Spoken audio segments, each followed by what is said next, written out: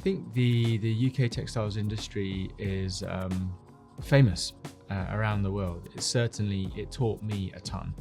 I was very lucky to work with some incredibly experienced people. I think at Speedo, 2 members of my team had both been with the company 40 and 45 years respectively.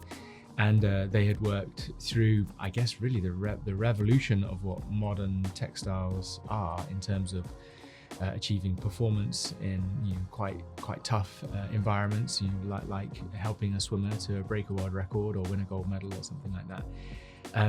As I've continued my career, what I've realized is that a lot of the most ambitious moves have started to spread around the world. So for me, there's still this technical depth in the UK, but the exploratory entrepreneurism of the sector seems to be moving away from us. And I think that's a problem, because I think that we've got a lot of the right questions sitting in the UK, not necessarily being targeted at the discipline of textiles.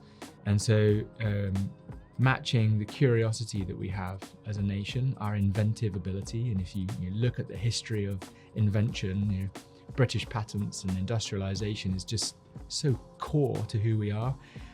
But maybe we've forgotten how to capitalize on that. I think going back to textiles is a really important opportunity, because the space is ready to change. It's ready.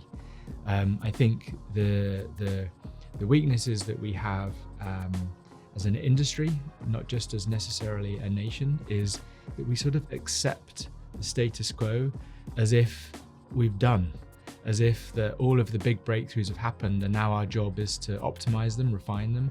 But I think about synthetic materials, and we know the challenges of synthetic materials in terms of their impact on the environment, what we're pulling out of the ground in order for them to be built.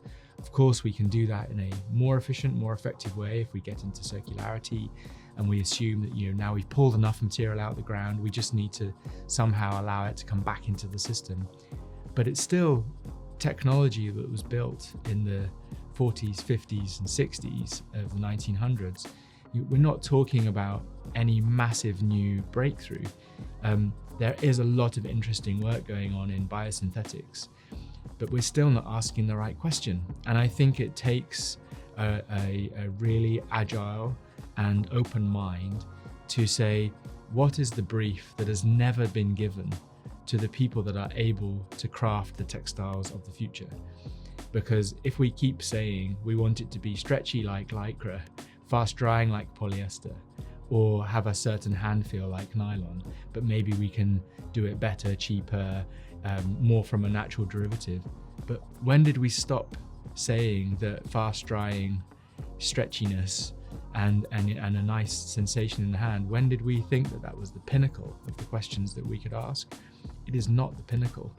If we go back to nature, where a lot of the earlier breakthroughs came from, I remember gabardine is a really interesting fabric from my perspective, where at that birth of trying to think about solving the problem of waterproofness, not having the waterproofing that we have available to us now, but changing the texture of a textile, and then impregnating material with other things that we have to hand, like wax and things like that, inspired by nature.